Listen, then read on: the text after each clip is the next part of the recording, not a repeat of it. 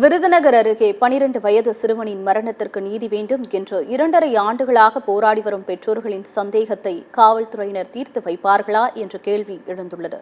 இந்த சர்ச்சை குறித்த செய்தி தொகுப்பை இப்போது பார்ப்போம்.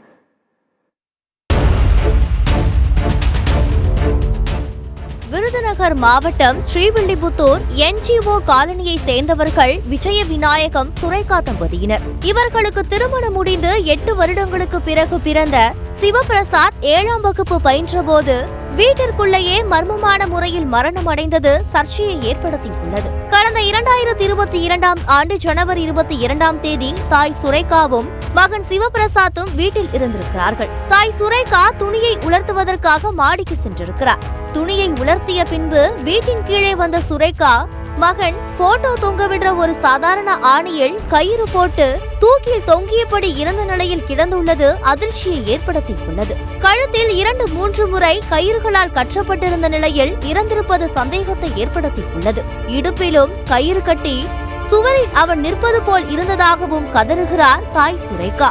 3-4 தடவை இப்படி கயிறு சுற்றி அந்த வாழ்க்கையில் ஆணியில் மாட்டி வச்சு 2 கையை இப்படி வச்சு அப்படியே நிற்கிறான். மஞ்சள் கலர் எல்லோ கலர் டிஷர்ட் போட்டுருந்தா அது மேலே நிற்கிது. ஒரு நான் ஐயோ அப்படின்னு சொல்லி ஒரு 10:45 இருக்கும் சவுண்டு கொடுத்தேன். எதுக்கு 2 லேடிஸ் இருந்தாங்க. எல்லாருமே ஓடி வந்தாங்க. ஓடி வந்து அவுக்க பார்த்தா அவுக்க முடியலை. ஒரு அந்த லேடியோட பையன் வந்து அவுக்கான். நான் எப்படியும் உசுறு இருக்கும் காப்பாற்றிடலாம் அப்படின்னு சொல்லிட்டு இவங்க அப்பாவுக்கு 2 தடவை ஃபோன் அடித்து இவங்க வேறு யாருக்கிட்டே பேசிக்கிட்டு இருந்தாங்க. அங்கே நாங்கள் இருக்கிற மெயின் ரோடுனால தெருவில் வந்து ஆட்டோ வச்சு அப்படியே நாங்கள் எப்போயுமே காமிக்கிற தனியார் ஆஸ்பத்திரி கூட்டு போவோம். அவங்க வந்து அந்த கவர்மெண்ட் ஆஸ்பத்திரி கூட்டு போகணும்னு சொன்னால் அங்கே அவன் பையன் இறந்துட்டாங்க அப்படின்னு சொல்லிட்டாப்புல. அவன் வந்து தற்கொலையெல்லாம் பண்ணுறதுக்கெல்லாம் வாய்ப்பே கிடையாது. அவன் எங்களுக்கு 8 வருஷம் கழித்து பிறந்த ஒரே பையன். அதனால் வீட்டில் நாங்கள் 2 பேருமே எதுவுமே சொல்ல மாட்டோம். பொத்தி தான் பார்ப்பேன். எங்கேயுமே தனியாக விட்டுட்டு போகிறதோ அப்படி எந்த இதுவுமே நான் செய்ய மாட்டேன். கூடையே தான் வச்சுருப்பேன். கடைசியில் பார்த்தீங்கன்னா இப்போ நிற்கிது. நல்லா படிக்கிற பையன்தான். சயின்ஸ் ஸ்கூலில் ஃபஸ்ட் மார்க் வாங்குவோம். அதை போய் நாங்கள் 2 பேரும் ரொம்ப கேர்ஃபுல்லாக தான் பார்த்துக்கிடுவோம். எப்பயுமே தனியாக எங்கேயெல்லாம் விட மாட்டோம். அப்படியெல்லாம் விட்டுட்டு எங்கேயுமே போகவும் மாட்டோம்.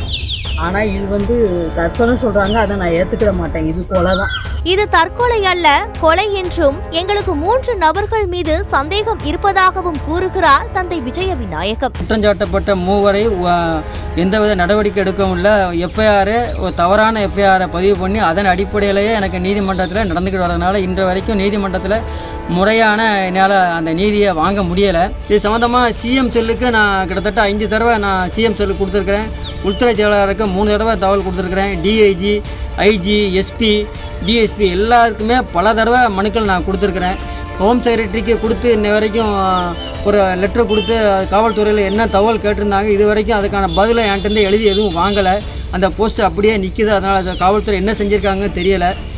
முதல்வர் வந்து முக்கியமாக இது வந்து தலையிட்டு இதில் உரியான நடவடிக்கை எடுக்கணும்னு நான் தாழ்மையோட கேட்டுக்கிறேன். ஆனால் சந்தேகப்பட்ட 3 நபர்களிடம் விசாரித்ததில் சிறுவன் மரணத்திற்கும் சந்தேக நபர்களுக்கும் இடையே தொடர்பு இல்லை என காவல்துறையினர் உறுதியாக தெரிவிக்கின்றனர்.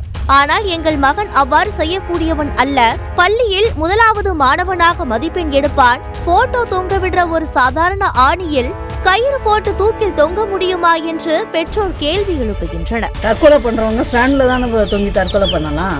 நான் வச்சுட்டு போன டேபிளோ சேரோ எல்லாமே அது அந்த இடத்துல இருக்குது. எதுவுமே மாறவே இல்லை.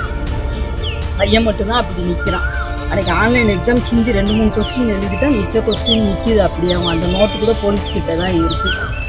ஆனால் இது தற்கொலை இல்லை. தற்கொலை பண்ணுற அளவுக்கு அவன் கோலையும் கிடையாது.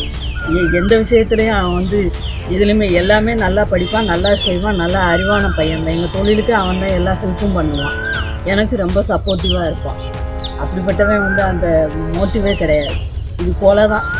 ஆனால் இதை எப்படி வெளியே கொண்டு வர்றது, எப்படி தண்டிக்கிறதுன்னு எங்களுக்கு தெரியல. இந்த வழக்கை மீண்டும் விசாரிக்க கோரி நீதிமன்ற உத்தரவையும் அவர்கள் பெற்றுள்ளனர்.